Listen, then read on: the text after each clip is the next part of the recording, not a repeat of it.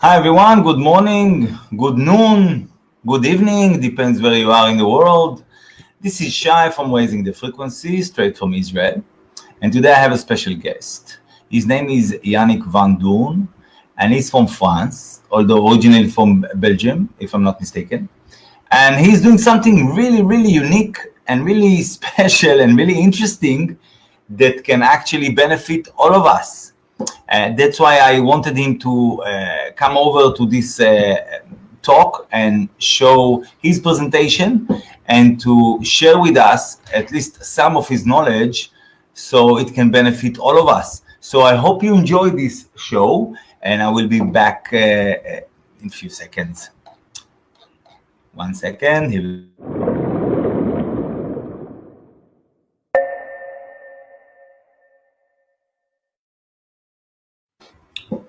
Hi, Yannick. How are you doing? Hi, Shai. Good. Very good. Thank you for inviting me. Sure, that's my pleasure. Good morning. And we are going to talk about the rediscovery of Magneto or Electro culture. And but before we dive in, I think it will be good if you can share with us who are you, how you come to this field, and what you've learned so far that is so important and can actually benefit all of us. That's a long story. Who are you? So I'm Yannick Van Doorn from Belgium. I did studies of engineering in agriculture and biotechnology in the past, and I was very interested in everything about the influence of waves, electromagnetic waves, and sound waves too, and music on plant growth. And so I did some first in the beginning of and the end of the 90s. I did research about the influence of music on plant growth, and that brought me to the influence of electromagnetic waves and electricity.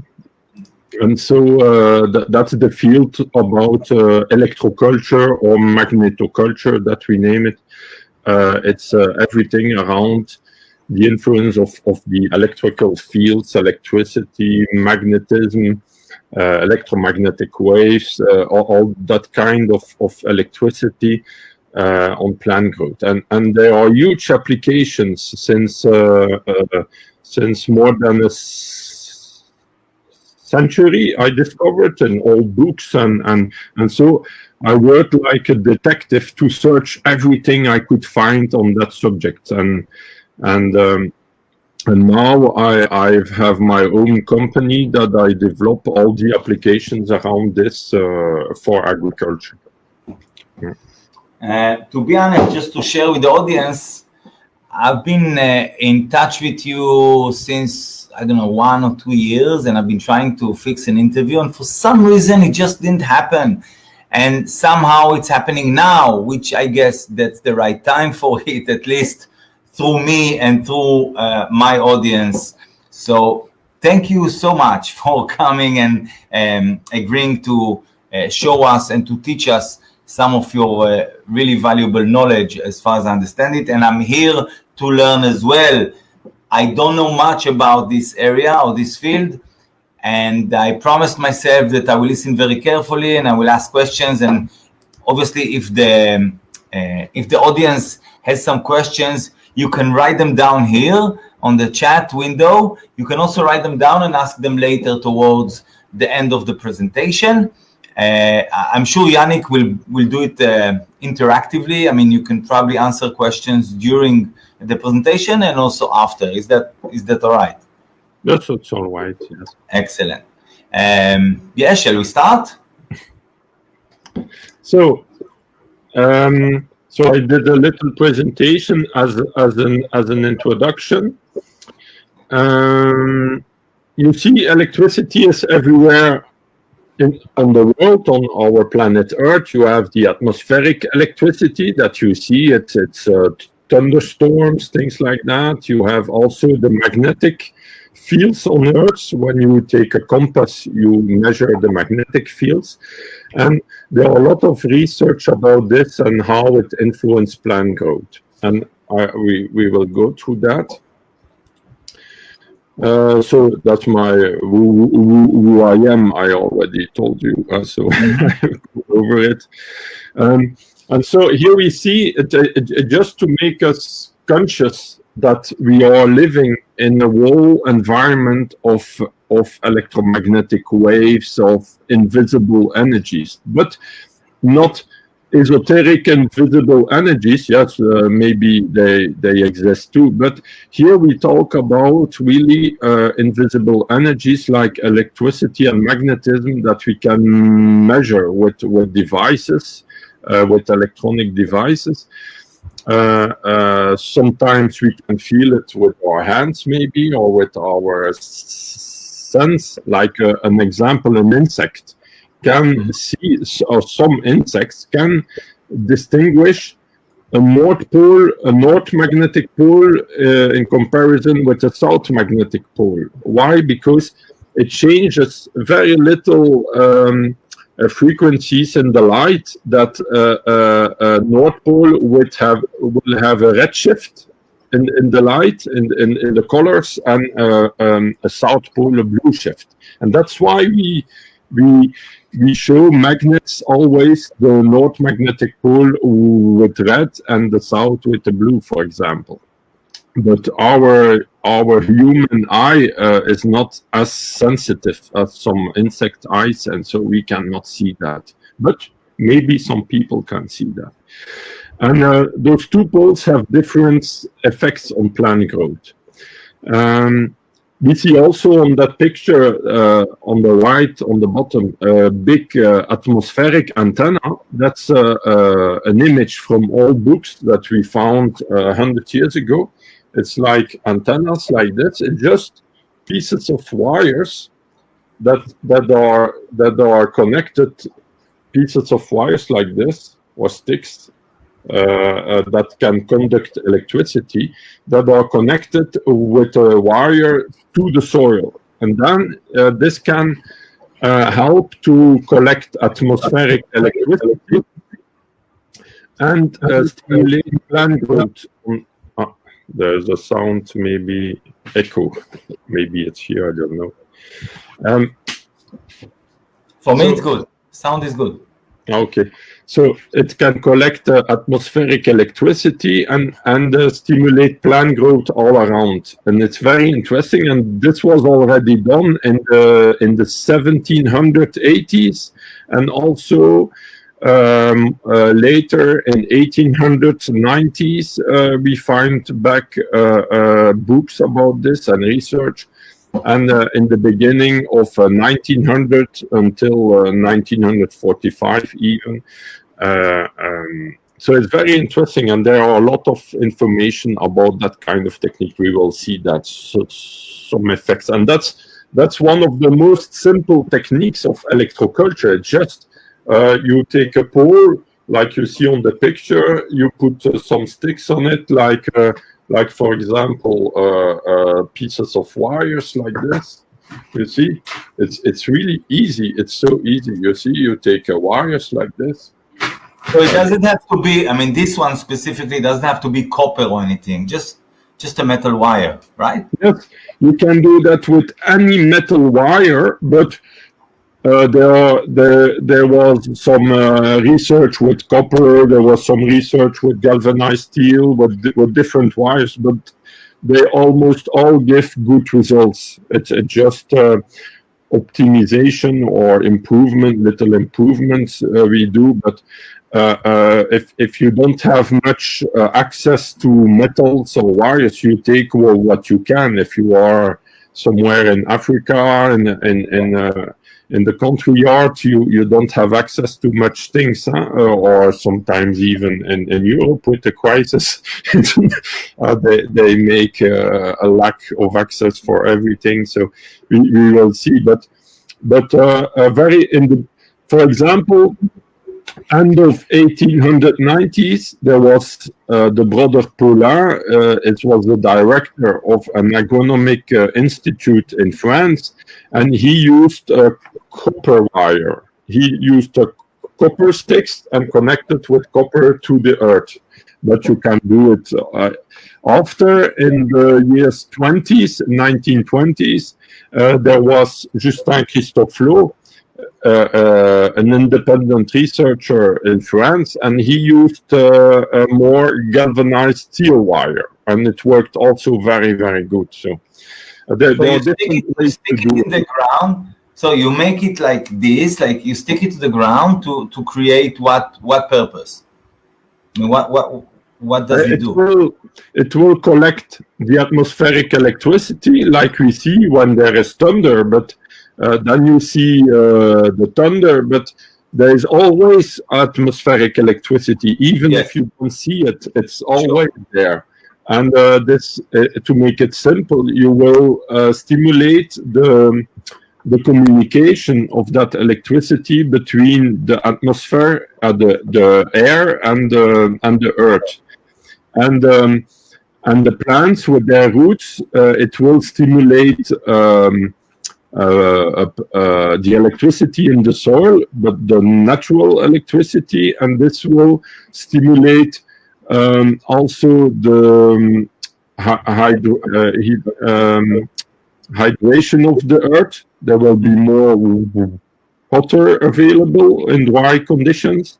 The plants will make more roots. They like that kind of electricity. It's like after a thunder rain, or after a rain of a storm. The rain is like electrically charged, and it stimulates a lot plant growth and plant biology, and also microbiology in the earth. And we see, we don't really understand all the details how it works, but we see that plants grow a lot bigger and better. And it's not only that they grow bigger, they grow also more healthy. They are a lot more resistant to sickness. So we will see some more about this. Just introduction about scientific research. There's a lot of scientific research. There is a recent book that is very, very interesting. It's The Magnetic Pulse of Life. And there you have, I show you, Magnetic Pulse of Life. It's a recent book you can find easily on internet. And there, it's quite a big book. And it's all summaries of scientific research on the effects of magnetic fields and electrical fields and electricity on plant growth, on insects, on animals, on everything, on all living beings on Earth. And when you see that all that scientific research, you can only conclude that there's a huge effects of all those invisible energies. And until this day, agronomists or agronomic universities worked a lot to understand the chemistry of soil fertilization and the physics of different minerals and things like that, but they forgot, or intentionally or not, but they forgot to look at the influence of all those invisible energies, all those magnetic fields and earth energies. But when they go, for example, to space, or they want to grow indoors, they're like forced to take attention to that, because the conditions are different on magnetic and electrical level, and then the plants grow differently too. And then they discover that they can help the plants growing better by taking attention to those fields. So it's a whole new field of research, and exploration to do, and where we can invent and we can make a lot of new applications to improve even more agriculture results. I know in Israel they are really very far in high technology for plant growth because of their different in North Africa, or also in Holland, for example, because of the difficulties with the climate, and also with the water. There's not much water. Well, with electroculture, you can really increase a lot plant growth with very less water, for example, and they don't need so much water. And so you'll see in that book there are more than 900 scientific articles on we discover with everything about plant growth. It's really and one of the huge discoveries that I would see and all that is that, and very easy to understand, is that they see that on Earth, when the magnetic field of the Earth is a little bit higher, all plants grow a lot better. And this is very interesting because we see in archaeology that in the past there were times where all plants and animals were a lot bigger, like the mammoth or trees or whatever. Or giant people. There were also giants. Yes, and giants. There were a lot more giants than today, and so and also people. There are times when people lived a lot longer than today, and so maybe and they see also in archaeology now that there were times in history where the magnetic field of the Earth was also higher, and other times lower. And they see, or we can suspect that that there is a correlation between those two factors. And we see that, for example, on volcanoes. On volcanoes, it's known that on volcanoes the Earth or the agriculture is very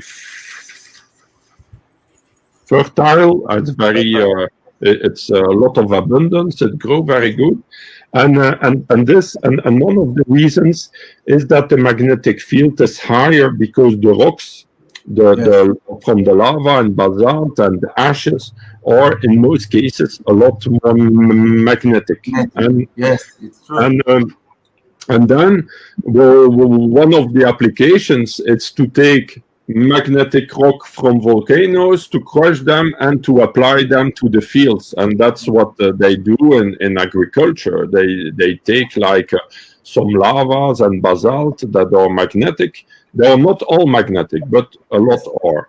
And then they crush it and they disperse it in the earth. And then they see that plants, in most cases, they grow a lot better, and the life in the soil come again and increase again. I even believe, but it has to be confirmed with experiments. But I believe, like what I see with the farmers I work, that when we apply that technique to bring some basalt, paramagnetic basalt, like 1,000 kilo a hectare, that it can double even more. But I believe that it can double in 1 year time, that it can double the earthworm population. So it's very, very important. It's you mean the worms, the earthworms? Yes, the earthworms, because they like that very, very much. They like that magnetism very, very much. I even saw in fields of some farmers where there was no earthworm anymore. And after 3 years of electroculture, they came back. So it's very, very interesting. Nice. So there's a lot of new research to discover. It's something else I want to tell about electroculture.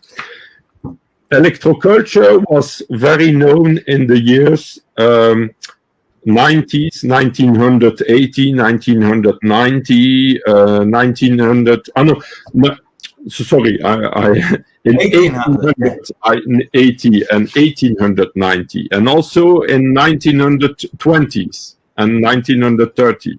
Okay. But after World War II, it was like suppressed from the media and from official research, because they wanted to implement more everything that is artificial fertilizers. Chemicals, yes, sure. It makes more money because they sell it every year. It's like a consumable. And electroculture, they didn't like it, the industry, because it's not a consumable. Once you have your antennas in your field, you don't need to buy again every year new antennas. It's like it works forever.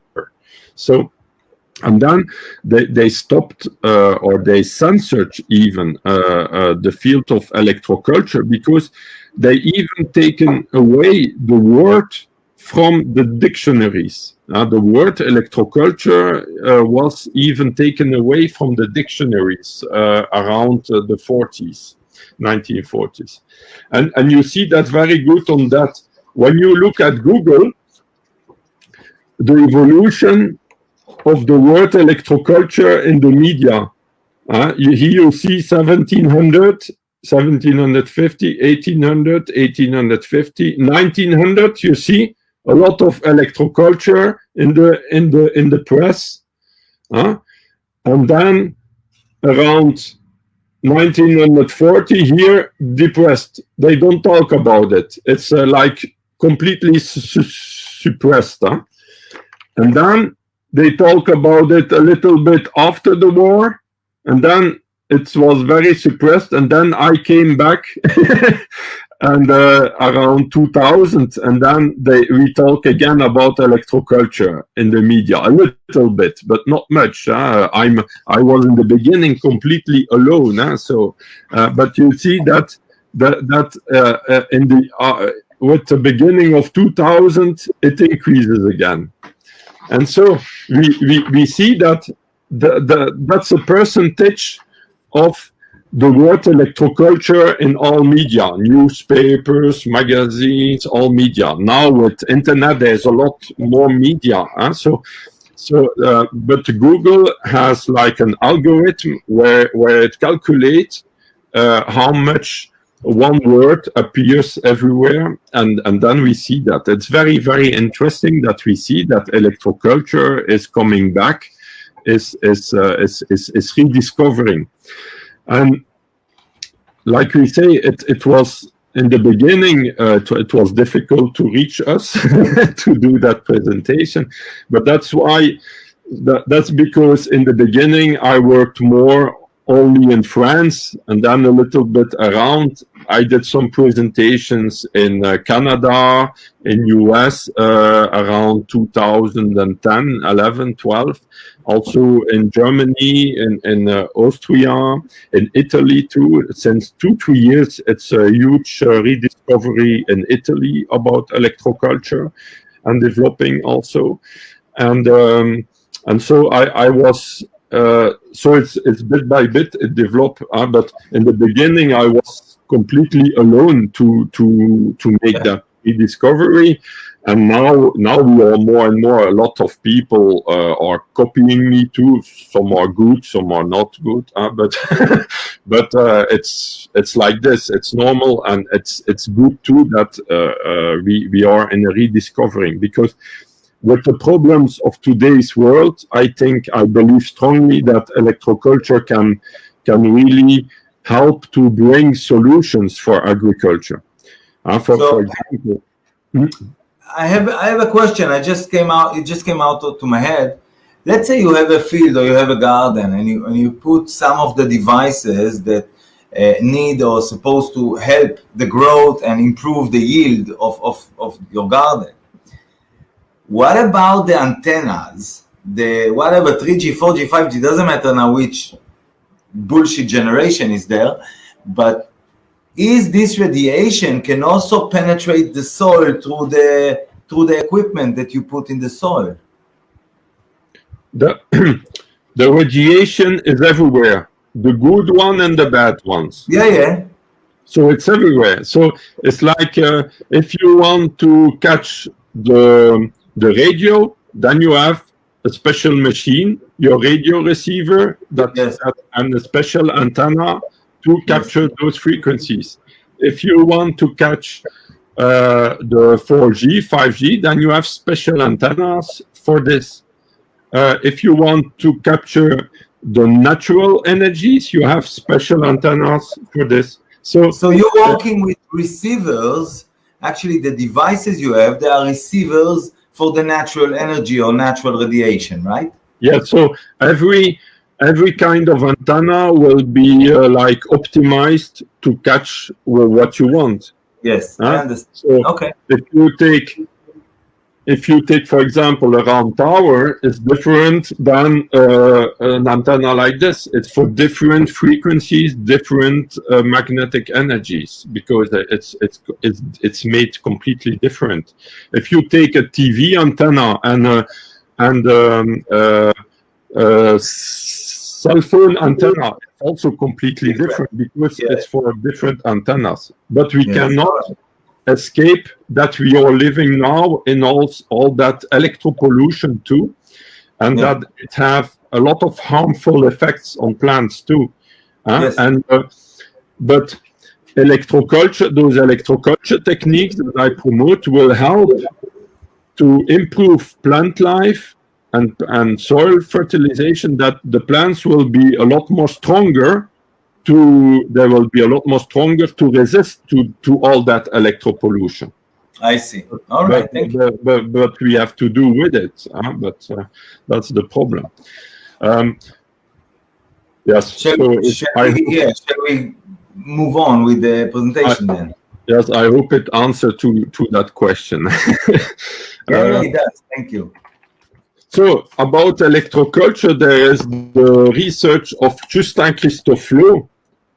That's an old book that is found back from 1925 or 1927, and from Justin Christophe. And now it's re-editing in that format. For example, you find on Amazon or internet. It's that book re-edited. Justin Christophe, Electroculture. For the moment, it's in France, in French, but you find also a version that was found back in Australia, and this is the one from Australia that you can download on internet for free, or also on my internet site you can find it. Nice. Of electroculture. That was one of the first books really about the applications, how to use it in your field. Excellent. I just write it down to look it up later. Okay, excellent. Thank you. So electroculture applications. So I will talk in that presentation very rapidly about three techniques.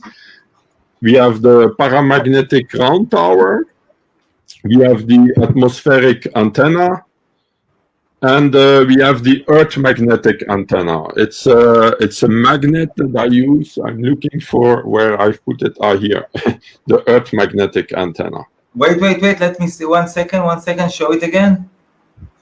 Okay. Yeah. So I will show some results I get with that everybody can do in his garden. There are three techniques, but you have a lot of more techniques possible. You can visit my site to see that.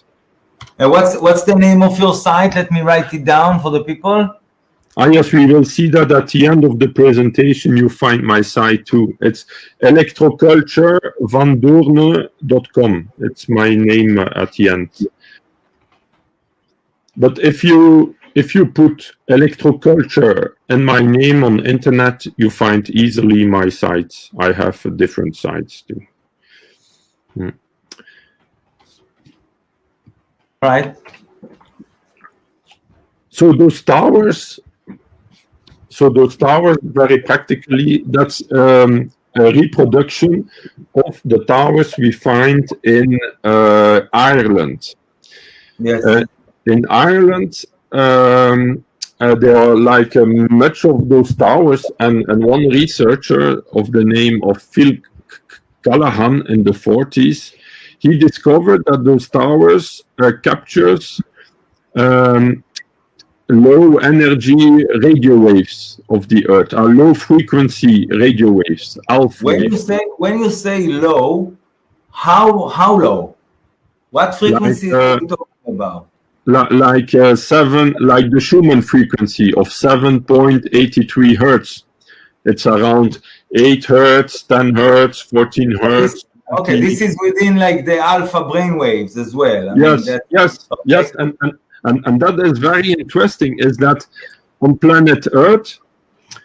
Maybe I have a picture of this. Yes, on planet Earth, every time there is thunder, there are much radio waves that are emitted.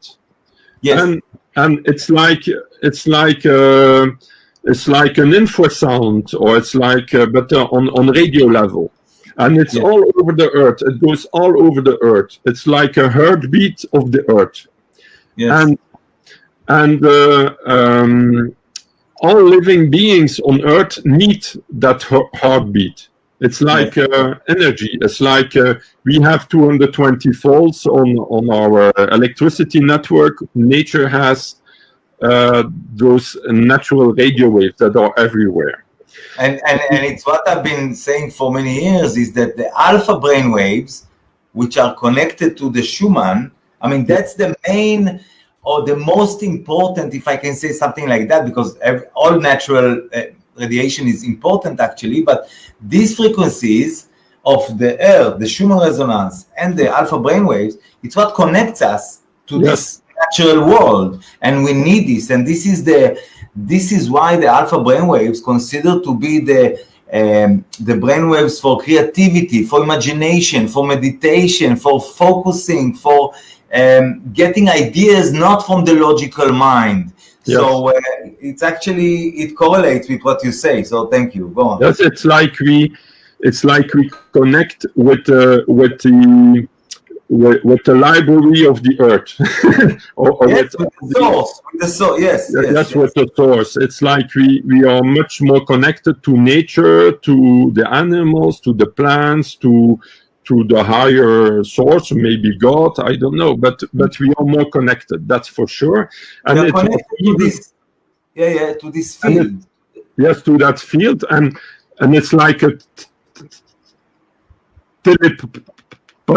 telepathy. There was also discovered that around those towers you have more telepathic activities, like you are with your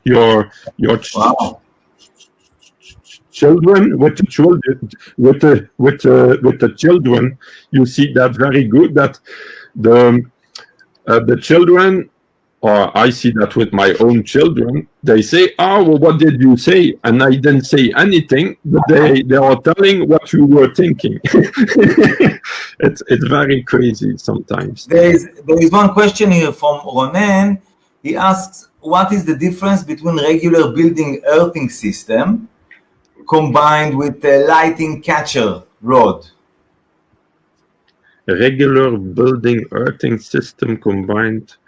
You know, on each building there's like earthing system that if you have electric shock, then the lighting catchers, maybe those electroculture antennas were maybe invented. The first atmospheric electroculture antennas are maybe invented from those lighting catchers, because we see that where it's connected to the soil from the building, and then it's connected at the corner of the house or the building in the garden or around the house, that most plants will grow a lot better. That's something you can observe all over the world. It's like when something with a metal conductor is put in the sky and it's connected to the earth, you will see that most cases the plants around will grow a lot better. So there is definitely an interesting observation there. And so this maybe brought the idea to make that especially and put in the fields. Now to come back to the round tower. So Phil Callahan, he discovered that those round towers collect those Schumann frequencies, and other people discovered, like you say, that our brain waves are working in the same frequency bandwidth. And it's even more that people that have like capacities of telepathy or healing or things like that, in most cases they have more activity at 7.83 hertz that corresponds with the Schumann frequency. So it's not a coincidence. It's really something real. And so that's very, very interesting. And then we discovered, Phil Callahan, he began to make very little towers reproduction and to put in the garden or in pots with plants, and they grow a lot better. I have maybe a picture here. Ah, yes, you see on radishes, below, on bottom, on the left, you see radishes a lot bigger in the pot, and on the right, the test pot was a lot more little. So it can have really huge results. Huh? Another example. Does it have to be from copper or which material? Yeah. Important, the material. It has to be in magnetic rocks. So rocks from basalt or lava, but mostly from basalt, rocks that are naturally magnetic. So hang on. What you have in your hand now is what? I mean, this is a rock? No, this is a mixture of cement and basalt. Right. Okay. And then you have the angle here. The angle, it's 51 degrees, like you see also on the pyramids in temples, and also on the towers you see in Ireland. So you say 51, 5-1, yeah? 5-1 degrees. Yes, 5-1 degrees here. So if I go now for a second to the pyramids, that means that if the Egyptians or whoever built the pyramid actually, this was possibly, also to harness this energy downwards, right? Maybe. We see that on the classic pyramid like this one, we find the 51 degrees here. It's between the base and the face. It's 51 degrees, 51. And here on the tower, it's on the top. It's this angle. Yeah. Okay. Yeah. So it's very interesting that there is a connection, that it's not by hazard, that there is something with 51 degrees. It looks very important to capture certain energies, certain invisible energies. So the Schumann waves are waves we can measure with electronic devices, but probably there is more going on. There's more kind of maybe cosmic waves or cosmic radiation that is also captured by a tower like this. So hang on, Yannick, sorry, one question. I go back to the angle. That means that some people during, let's say, the last 100 years, or maybe also you tried, or some other people tried to make these roads with different angles, and the results were like worse. I mean, they were not as good as with 51 degrees. Yes. Okay, so just to say to, but yes, you for say, example, in the past, when I did a tower like this, I just put a rock on top of it. Maybe I have a picture. Yeah, you see here on that picture below, that was a farmer did it. He put two pipes, he put a lot of basalt inside, and then he put just a rock on top. And he had already very good results. He had like kohlrabi in a radius of 60 meters was 2 times bigger, even more than further away. But then at one moment, I looked at the pictures of those towers in Ireland, and I was looking at the top was always like in a cone, and then I decided to measure that. And then I saw that it was exactly 51 degrees. And then I was thinking, whoa, that's very interesting, because it's the same angle we find back in the pyramids. Yes. So, and then I begin to make those little towers with 51 degrees, and then we had really huge results. For example, here you see the sunflowers, really huge. There's a guy in France that have multiple records of biggest pumpkin, biggest wow, this is really pumpkin. Vegetables. Wow. So the sunflower was like around 70 centimeters diameter, and I'm not the only one. There were different people working with those towers that had really huge results. So it's for sure it improved more. So every year with the electroculture community, we discover new things and we improve the different. It's like really a community research. It's like in the beginning I was alone, and then I did a social network group and Facebook and VK and all those networks and YouTube, and then more and more people begin to experiment and exchange, and then we discover more and more and more and more. It's really this is open source community for electroculture or magnetoculture. I mean, you sharing information, you fixing results, and you improving them, and you share the improvements. Excellent. Thank you.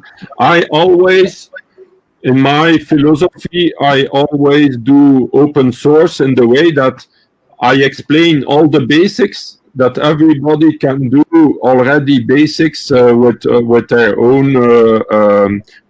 own skills and own material, and then I make my own devices that I sell through my internet site. It's for living, that I need to live too.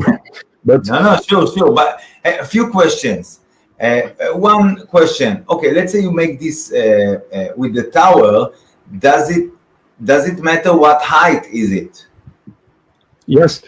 So we saw that there is a correlation that the higher it is, the more will be the radiation or the surface that we can reach.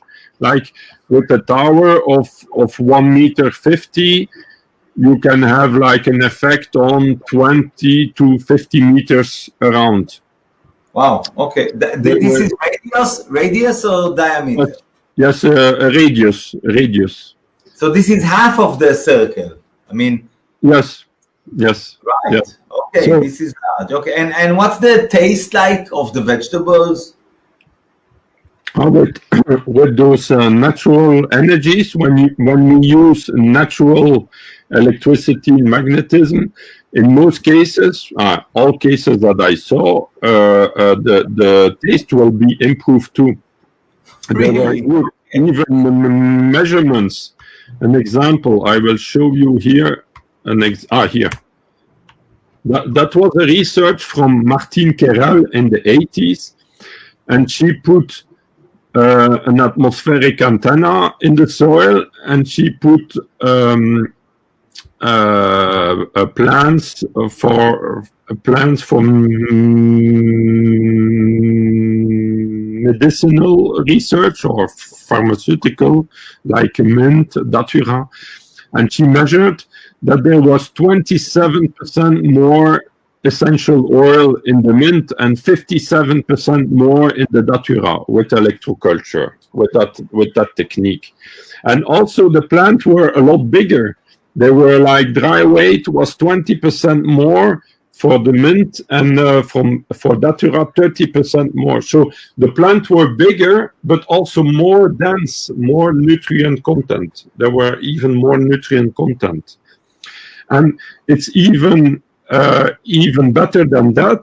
That we have measured that in agricultural fields, after 3-4 years of electroculture, that even the nutrients of the soil increase. It's not that the soil will deplete of nutrients. No, it will increase because life will be increased every year, and there will be more and more nutrients in the soil too. Have you noticed, Yannick, any changes or improvements in hydration of the soil? I mean, does the soil can hold more water, let's say? Yes. Do the roots can hold more water, etc.? Yes, too. It's strange to understand, but there is a phenomenon with electroculture, with antennas like this. It's electroosmosis. Is that the electrons of the soil will go from the soil to the sky through the antenna, and the water molecules follows the electrons. The water molecules follows the electrical energy in a certain way, and that we call electroosmosis. And then the humidity of the earth from under the soil will go more to the surface. Right. So just a quick break for the Israelis. 1 second. לכל מי שמתקשה עם השפה, רבותיי, אני לא יכול לתרגם, לא כרגע, אני באמצע שיחה, באמצע רעיון, זה חשוב, מצטער שאני לא יכול לתרגם. זה אחד. דבר שני, אני אגיד את זה באנגלית, I will say the other thing I wanted to say in English. Some people here in this broadcast are technical, okay? They have technical abilities and technical knowledge, and I see your comments, and I see that you are impressed. Excellent. Now I want you to take it to the next step. So whether it's Amitai, whether it's Ronen, I know some of your capabilities. Please, it's time to do it. Okay, I mean, yes, watch the broadcast and go to Yannick website and maybe read a book and understand, but already just building these towers is fairly easy. You know, with cement and bazelet, we have it, we have everything in Israel.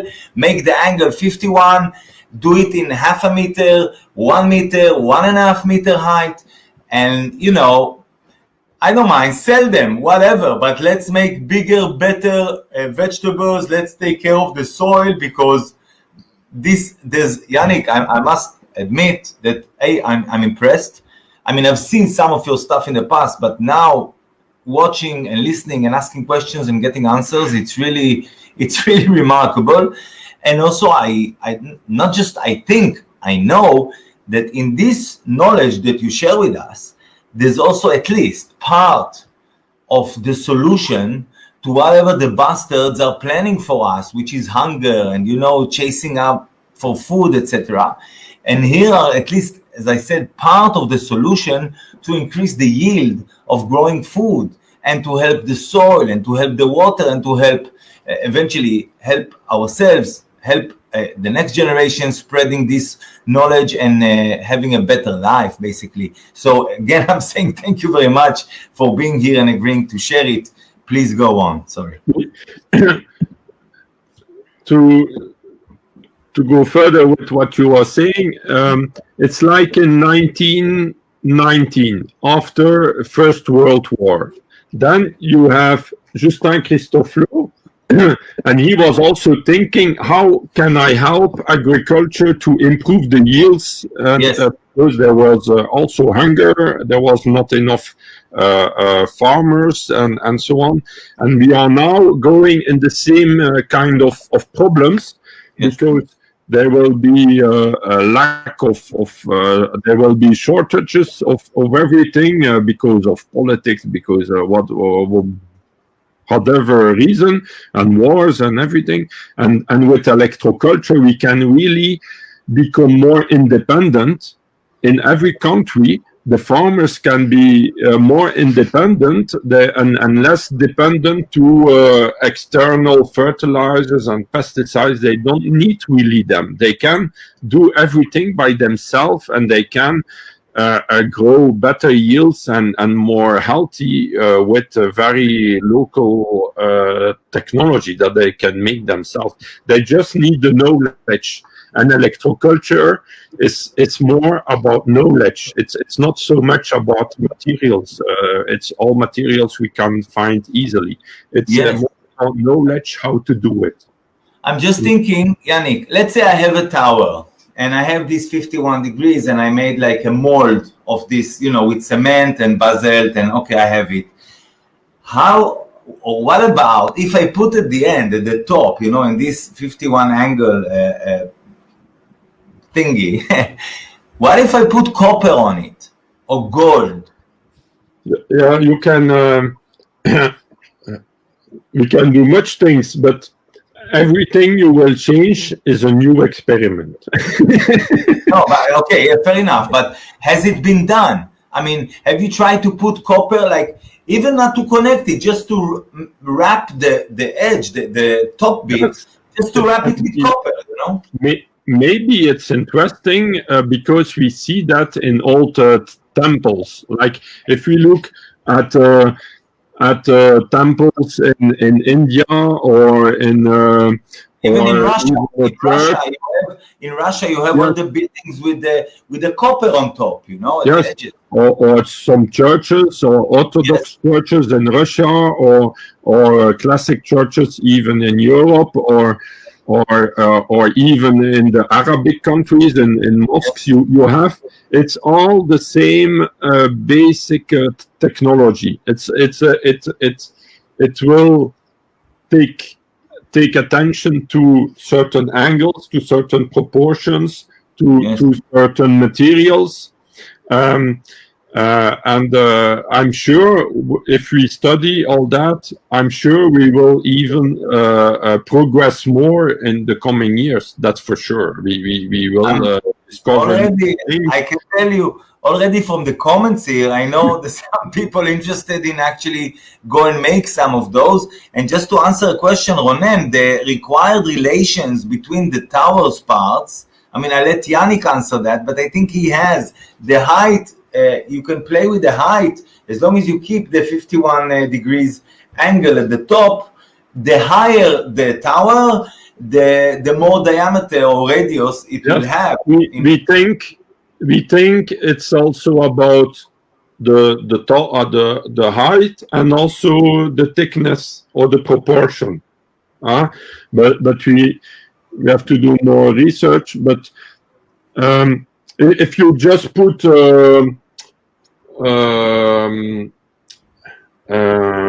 how to say, a bag of basalt sand on a hill like this, it will not work. But if you put it like a tower, then it will work. It's like an antenna. It's like the radio antenna. It's in iron, for example, but if it's just like this together, it will not work. But the wire, yes. Also, another thing I was thinking just now, it's fascinating. In the mold, let's say you make a mold with cement and basalt. What about if you put inside powder, like copper powder? You can actually...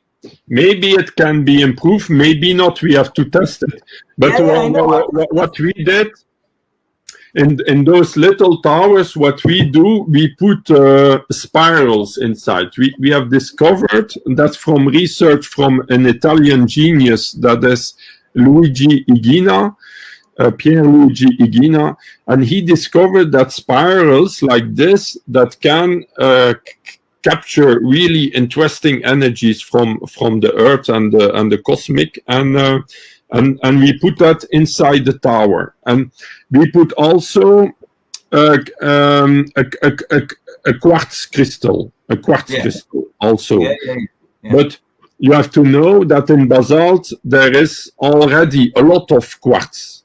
There is already a lot of quartz, but only the quartz doesn't explain how it works. But it's like you make a huge quartz crystal.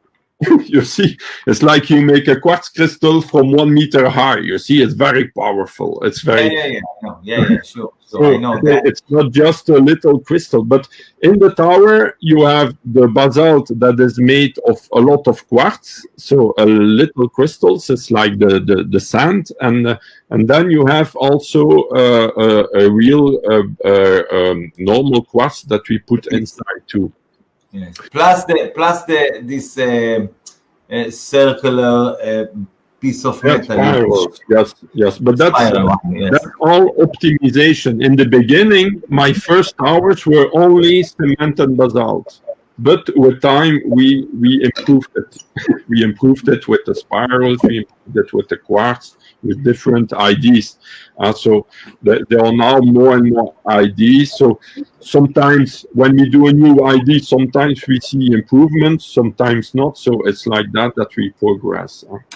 I have already another friend is commenting here that he can actually prepare all those from copper and to build a pyramid, and even to cover it with gold and with quartz crystals. Yeah, so you can do whatever you want, but I think that the best, if you want really to test, is first you have to do it with a running situation that you are almost sure it will work. So you just do like I explained, and then you improve, you make a different. So that's what I think. Anyway, I think the best thing is to go to your website first and to really learn. No, really, and then maybe to buy a book and to learn even more. I mean, to go deeper, and then you don't need to make trials and errors again, because you have done it and others have done it. So let's not start from zero. Let's start from where you are at, or roughly where you are at, and then make improvements and make some trials and errors if there are, and improve even more the results that you got to. Yes, we will continue the presentation. Here you see the basalt. That's basalt from Germany that I bought and this basalt I put in a pyramid, and then it will charge with energy of the pyramid. That's another technique. And here you see on the left. The sound is sorry. There was an echo. So, and you see on the beans, the 2 rows on the left are without, and the 2 rows on the right are with. Wow. They're the only difference of basalt. And what is interesting with the basalt, it's like a rock. It's like you put a rock in the soil. In 10 years, 20 years, the rock will always be there. It will not change. It's not like you put a chemical fertilizer or organic fertilizer that you have to put every year. No, with those kind of rocks, it will stay forever. So it will change the fertility of the earth for really a long period of time. But here you just put the rocks on the soil, or you put them under a pyramid? This I didn't get. I put first the basalt in the pyramid.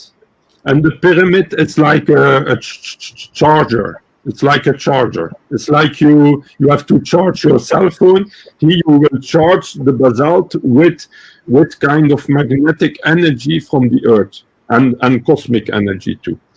And then with the basalt you have 2 effects. It's ideal material to be charged with the pyramid, but it's also by itself, it's also very magnetic. So it's very interesting for that too. And with the 2 together, you will have huge results like you see on the beans and on the carrots that you see on the picture above. It is similar. On the right, it's control. On the left, you see the carrots that are really bigger. Oh. There's a question, is there a way to implement this for indoors as well? Yes, you can do that for indoors too. You don't need much basalt. You just put it in pots or whatever. You can do that indoors too. The towers you can also use indoors. It's not only outdoors. It works also indoors. Yeah. It's very strange. Huh? So those antennas, the atmospheric antenna, like we see. So the first that we read in books, it's from Abbé Berthelon in 1783. He has a book, Electricity for the Plants.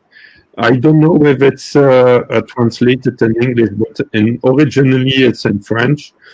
And then you have also a book or writings in 1893 from Professor Paulin or Brother Paulin from an agriculture institute of Beauvais. Very interesting too.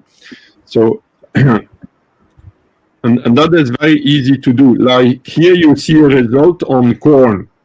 On the left, you see the result on there was one corn ear on the plant, and on the right in the zone influenced by the antenna, there were 2 corn ears, but like on 20-30 meters radius. So it's very, very interesting. It's like a double yield. And those antennas, the higher you put them, the more will be the effect. If you have an antenna of 10, 12 meters high, tall, you can have effects on maybe 10, 20, 30 meters around, even more sometimes. But so you combine the antennas with the towers, with the basalt, yeah? You combine all these techniques together and probably more, yeah? Yes, you can combine.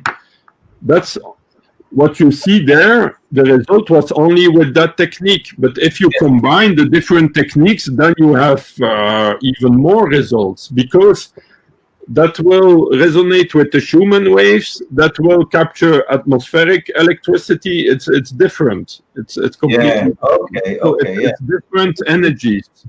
It's different. And what about, let's say if I have chicken or goats or sheep or cows or even cats and dogs, and will it improve their life as well? What about us? Will it improve our health, or how will it benefit us, if any? Yes, it's for all life around. We observe in the gardens that there's more biodiversity coming, more birds, more different insects, more really. It's like nature needs that energies, needs all those energies, and then they come back in your garden. We see really a lot more different insects, really, and also birds. It's really. It's interesting, Yannick, because in the ancient world, if I can say something like that, they've been using, the red bricks with the material that was inside for building, and they were using copper at the edges, like to catch lightings and to get atmospheric energy, and maybe with the energy of the soil or the earth. And in recent years, we don't see this type of structures. I mean, where we live, doesn't matter now if it's a city, although it matters obviously, but it doesn't matter for now if it's a city or a village. Where we live, there's less use of these technologies from the past, and then we are more dependent on some other corporation bullshit. Yes. Whereas once we start implementing these ancient techniques or technologies, we can actually improve our health, our well-being, and invite nature to this diameter or to this area. It's like when we see all over the world, in most places, or like in France, you have a village, you have a church. It's like a big tower, and it's like you have a big antenna, and it's I believe it makes like an energy field. That it's kind of energy field that will protect against maybe bad influences, or maybe increase the energy. And we see that almost all over the world. If we go in India, you have also kind of stupas or dagabas or different kind of temples, also cones like this. It's like similar to that kind of stuff. and you have the city around. It's I'm sure that there is really something with that above religions, but it's really a structure to protect and increase the energies. And like in our today world, we have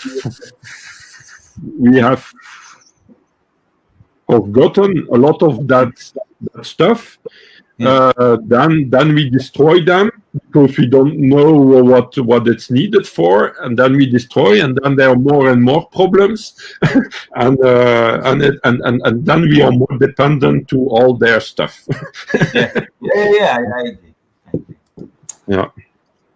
Yeah. So when you have like yields like this that are bigger but also more nutrient dense, you also need to eat less of them. So you have more yield and you need to eat less of them to be healthy. So it's like a double effect. And then also you live in that environment of good energies, and that makes also that you are more healthy and more and that you are more connected to nature and everything. So it's really almost only good effects that you see. Amazing. Because magnetism of the earth, it's known that when you walk in Japan, for example, they have sacred mountains that are volcanoes that are very magnetic, and there is the sickness that we call in Europe fibromyalgia or fibromyalgia. In Japan, they call it magnetic deficiency syndrome. Excellent.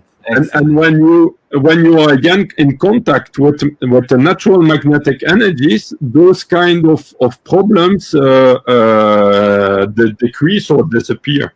You feel a lot better. You have more energy because we need all that. We need also that energy from the earth.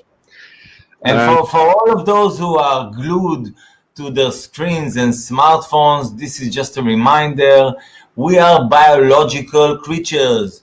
We need to be outside. We need to go barefoot. We need to be allow the sun to wash our body, to wash our eyes. We need fresh living water. We need the magnetism of the earth and the energy of the atmosphere. It's good that you talk about cell phones, because all those cell phone radiation and everything, all those electropollution creates confusion, because it will interact with our brainwave activities and things like that, and then create confusion. And then we are more and more dependent because we don't know. We have always to need some external source to say, to tell us what to do. And when we are more connected to the world and to ourselves too, then we are a lot less dependent, because we know a lot better. We have good intuitions. We are like guided, and we feel a lot better. Because if we work by confusion, then we lose energy. It's like insects and birds. It was proved that insects and birds, when they are influenced by cell phone radiation, they are confused and they take 2 times more time to find their food than if they are not confused. And then even a lot of insects and birds die because they need 2 times more time, and they don't have all the time. Yes. If they have like 3 or 4 little birds in their nest, they will be able only to feed 2 of them, because they don't find enough insects, because they are traveling, they are confused, they don't find rapidly enough the insects they need. For example. And I go back to the cell phone's influence on us humans, because again, normally we should have this alpha brainwave steady in our brain, and this what connects us to atmospheric energy, but also to the soil, to the earth, with the Schumann resonance. So we have this box here, which actually correlates most of the time with the alpha brainwaves or with the Schumann resonance. When we use this phone, or when we are in an area with a lot of antennas, this actually confuses the brain waves. So we have less of the alpha brain waves, which means we are less connected to the atmospheric energy and the soil or the earth resonance, the Schumann resonance. So it's adding to this. Then we obviously will become confused and we are incoherent. So we don't have this flow of life energy because something here stops it, because we are influenced by this harmful radiation, let's call it. So that's another angle to what you say with the alpha brainwaves, which gives us this flow of thinking and creativity and connects us to nature. Yes. We see that with people that have Alzheimer's syndromes. Well, Alzheimer, a lot of Alzheimer are not really Alzheimer. They are just a confusion because of electropollution. And when you put, again, those people in good environments with less electropollution or with more Schumann waves and things like that, then in most cases they begin to be again concentrated and to have their memory back and things like that. So they feel a lot better and they work a lot better. So it's interesting to know that, because otherwise they give them a lot of medication and it will not help them really a very long time. So we continue for I think we will not have time to see everything because it's too much, but we will do other presentations too. So that's Justin Christophe Lowe. That's really a pioneer in France and in the world about electroculture. He developed most electroculture between 1919 and 1939 or 38, because he died, I think it was 38 or 39. And in the past, with the old colonies of France and also from England and everything, he exported a lot of devices all over the world. And he made his own kind of antenna that you see the picture on the bottom. You see two pictures. There was the atmospheric antenna you see next to the tree, and there was also the Earth magnetic antenna. I will show him in real, because I have one here. I take it. Excellent. So that's really a museum. Wow. It's a very big one, you see? Yeah. You see? It's an iron. And then you have copper on top, you see? And zinc. And zinc. And all to increase the electricity and magnetism. And then it is connected here with just a bolt here. It's connected to the wire that is put in the earth, like we see on the picture. So it's a wire like this, like this. Yeah. And then you see you can put the wires in the earth like this, and then all plants will grow better. So they put the wires north-south, oriented north-south, and connected at the south side to that big antenna. That was in the years 30s in France and also in Australia, in New Zealand too. And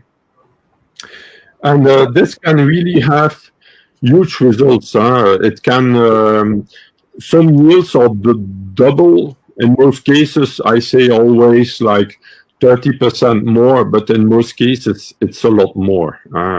So I will show you. And then I did my antenna like this. It's inspired from the antenna from Christophe Lowe, but a lot more simple and easy, and a lot more easy to install. And here you see on the picture above, you see on the left, you see potatoes and eggplant.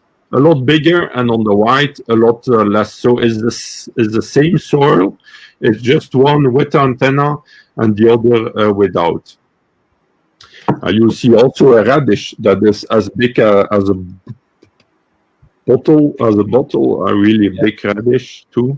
But this antenna, you stick it in the ground? I mean, yes, I put it. Yes, I will show here. You see here, I just make trenches like this in the soil. Then I put a wire. I put a wire inside in the trench, and then I put just the antenna at the south side like this around the wire. You see, I just it's like magnets, and I put it's ring magnets, and I put the wire just inside through, and the magnetic energy will follow the wire. And the plants, we even have seen that the plants, when you plant like a tomato at 30 centimeters from the wire, they will have roots that will go to the wire and follow through the north. We have observed that. It's like really attracted through that magnetic energy. A plant is in reality also an antenna. The vegetation, the branches, the leaves are all antennas to capture the electromagnetic, like a radio. Goes down to the earth, goes down to the roots, to the earth. And the roots even are also antennas. It's like it's like fiber optics. It's like fiber optics. You have also even a light that we call biophotonic activity of living organism that emits lights, and the plant roots, they collect that light too. It's not only water, nutrients, it's also kind of energy that they collect. It's similar in a way to our DNA, which also collects this energy through light and through other means. I mean, it also works with light and with water and magnetism, etc. Excellent. Yes, we are all kind of we are all like radio antennas.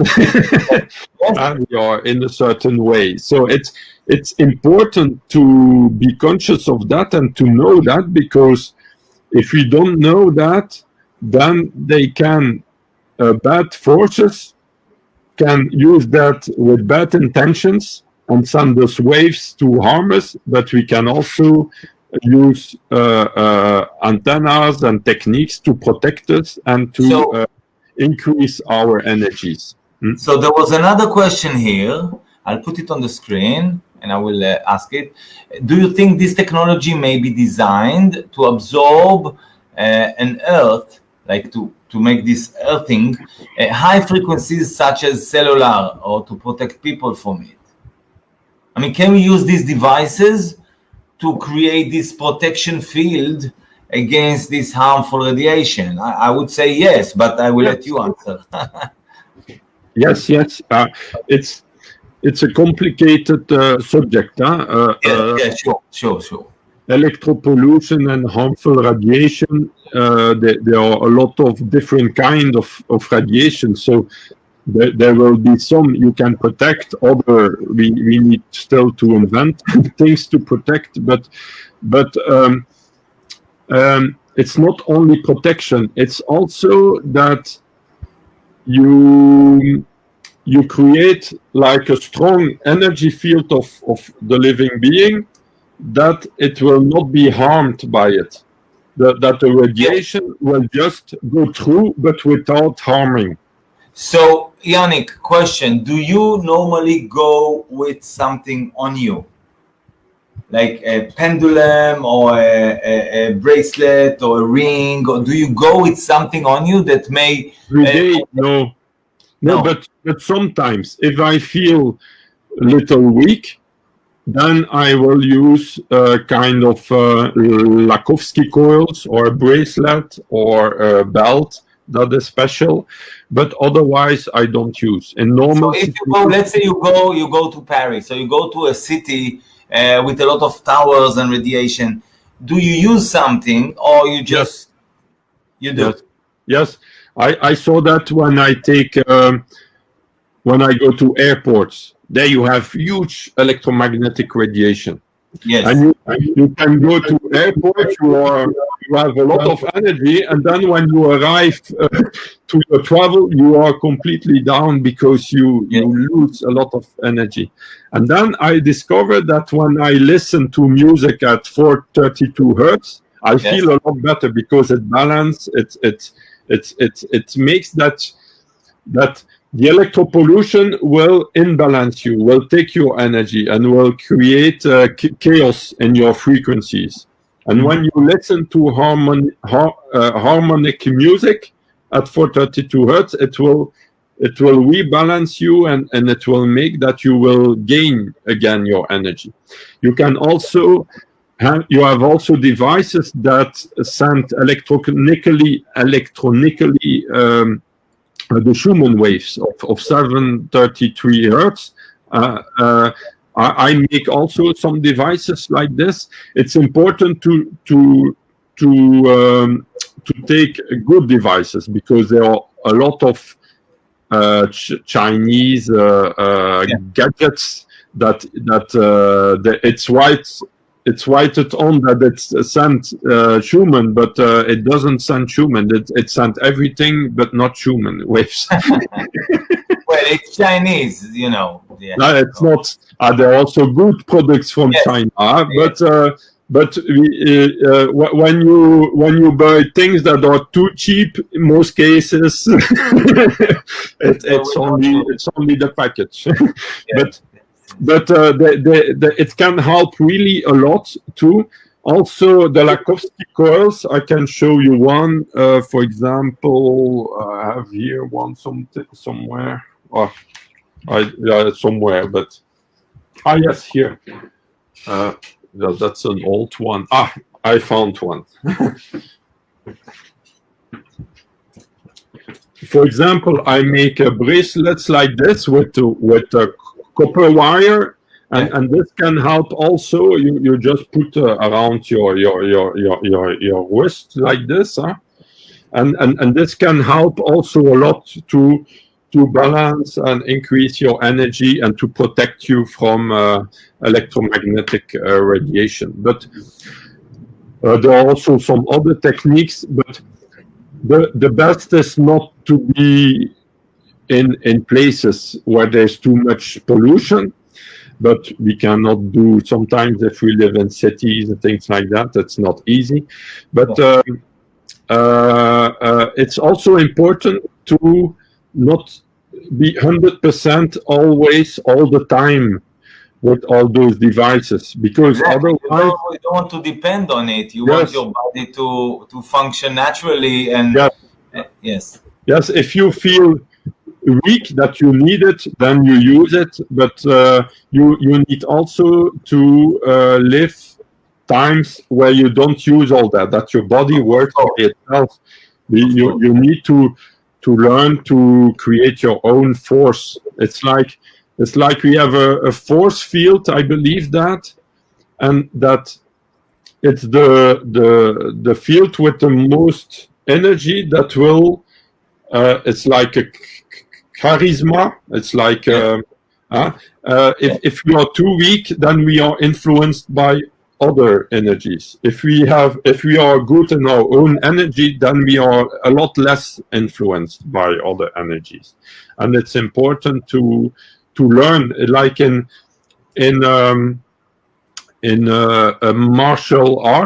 martial combat arts like Aikido or other kinds of martial arts, you learn to really be centered in your own energy. To increase the chi field. I mean, to increase it and to make it stronger.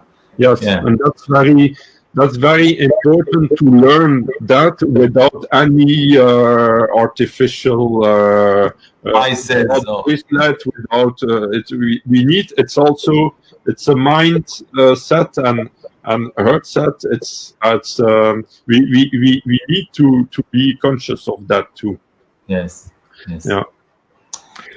So I will show you other results. Like here, that's a field from parsnip. That's in the north of Germany, where I have a customer that put that on 3 hectares. And you see 3 or 5, I think. And you see a parsnip on the left, it's with the antennas, on the right without, and there was like 23% more nutrient content, more essential oils, and also bigger yield. So it's really a lot. Yeah, you can hardly see the soil on the left. I mean, the leaves cover everything. That's amazing. That's in Brazil with one of my customers. He put my earth magnetic antennas, and you see on top, you see a row of banana plant trees on the left that is little, and on the right the row is a lot bigger banana plants. They were planted at the same time, but after a year or two, the banana trees on the right, they were 2 times bigger. And on the picture below, you see that in the middle they are a lot bigger, and on the sides a lot little. Is because in the middle you have the magnetic antenna. It's really a huge difference. So when you put that in fields, it will work like for 10, 20, 30 years, as long as the wire is not completely rusted, or that the magnetic antenna is there connected with the wire, it will work. So it's really a long time, and with the same working of the fields and fertilization and everything, you will have like 2 times more results. Everything will grow a lot better. No. It's with very little investment, because that's antenna wires and magnets. It's not a big investment. It's really quite cheap in comparison with fertilization in the classic way. Other results, that was with an antenna that I made before. That was my first experiments in 2008, 2009 with big antennas like this that I made. And there we had like the carrots were like 3, 4, 5 times bigger. In the past, he had in his soil, the farmer, 50-gram carrots. And after I put just those antennas, he had like 540 grams carrots. And even his record was 1 kilo 300 or something like this for 1 carrot. Also, the sunflower, like you see, was that was a normal sunflower like they put in the fields. And his sunflower head was also a lot bigger. So it's also more than double yield of sunflower. That was a kind of antenna that I made, that I put all around the field. So I put it like every 12 meters around the field, that kind of antennas. But it was a huge work because those antennas are made of a big magnet. It's very heavy, so it was quite a little bit more expensive. And then I discovered now that with my new cones like this, I can do the same thing, or almost the same, and that's a lot more easy to make and to use. It's a lot more easy. But these towers, you stick them in the ground. I mean, what depth you go to? Just as long as they stand. Those towers that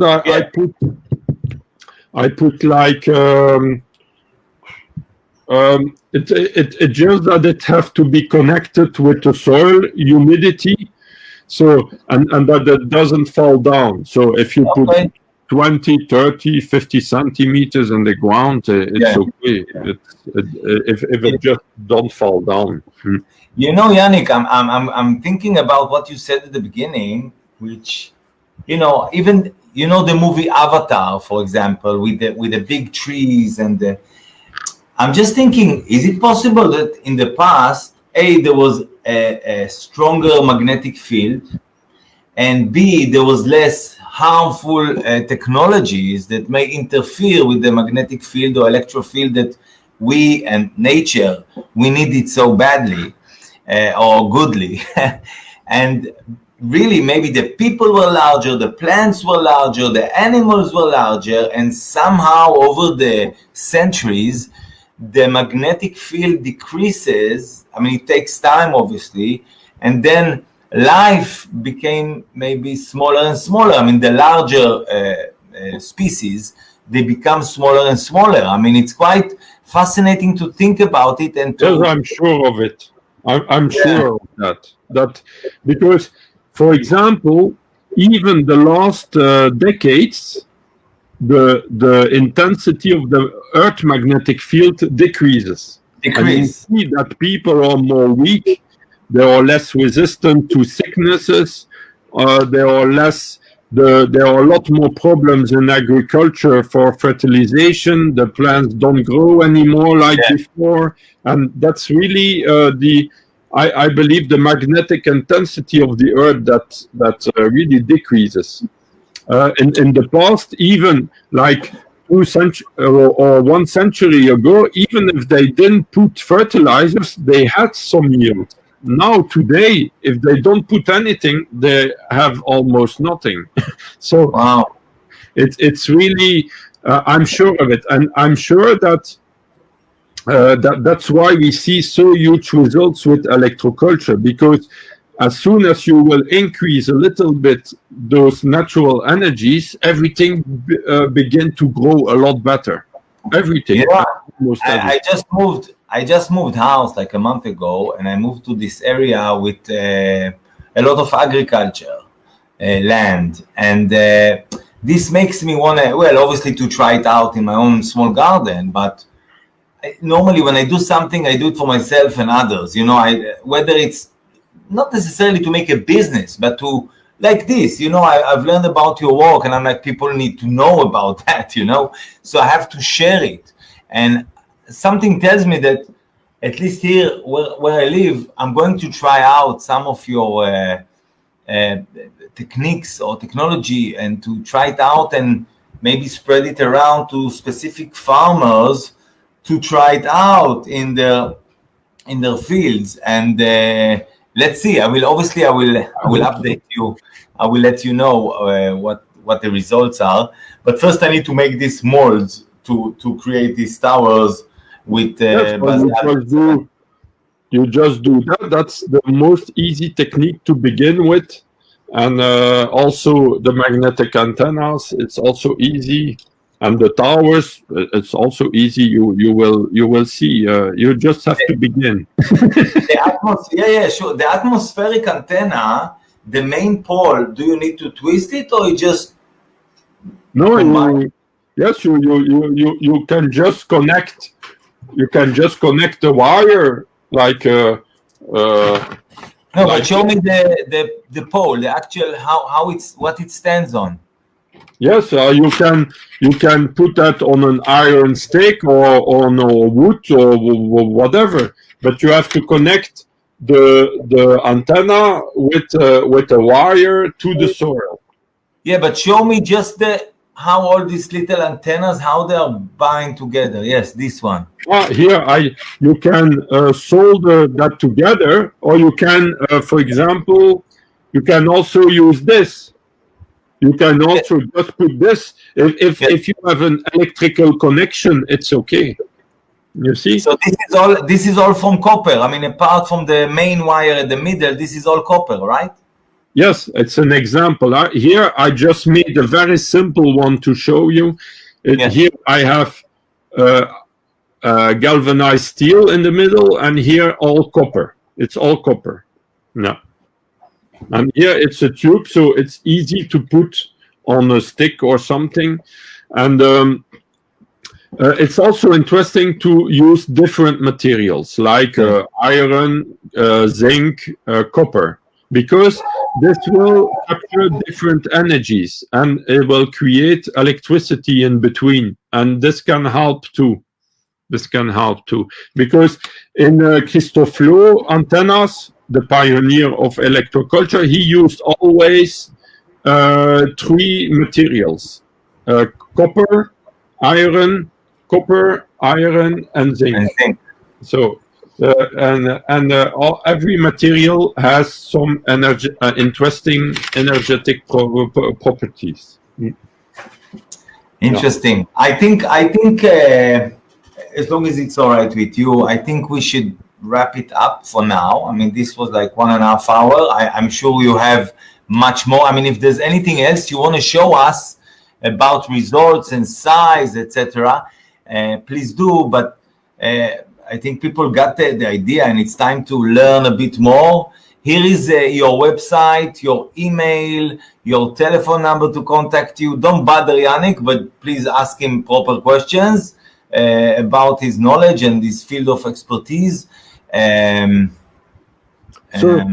you have my website in French is the most updated, but I have also website in English and German and Dutch.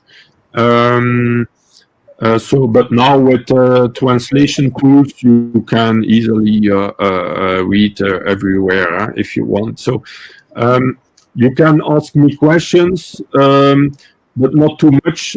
I don't know if you have a huge network. I cannot answer 2,000 questions. No. For now, I mean, some of the questions. I try to answer to everybody that contact me. Even sometimes it's not easy to find the time, but I try always to do my best to answer to everybody. Just the antenna rods, this not tower, but this atmospheric antenna, how they are connected? They are either do you press them, or you wheel you have different waves here, for example. That's another antenna I made, and here the wires are sold together or welded together inside the tube, and then we connect here, for example, at the base the wire, the hole. But that's it's just one way, yeah. But there is a hole here, and there you can put a wire that is connected to the soil, for example. So you put it on a stick, and then a wire goes down with it. All right. Yes, for example, that's the most easy way to do it. And here I've put also an horizontal stick in iron with a magnet. And this is magnetized in a certain direction, and then you have to put this to the south. And then here with this one, you will collect the Earth magnetic field, like with that antenna, and also the atmospheric magnetic field. Excellent. This is a good combination. Yeah. Good combination. That's a combination that's really inspired from the antenna from Justin Christophe Loh. And then you connect, and then you have to put it very high, like 3, 4, 5 meters, but even 6 meters now. I try to put it always like 4, 5, 6 meters high, because when you put it the more higher, the better it will work. But you also need to be careful to not put it too close to a tree. If there is a house, if there is a structure that is higher just beside of it, then that structure will take the energy in place of the antenna. You need to put this that it's free all around. For what distance? Let's say I have a garden and I have a house next to it and I have a neighbor, let's just say. So what's the difference, or what's the gap I need between this antenna and the wall of the house?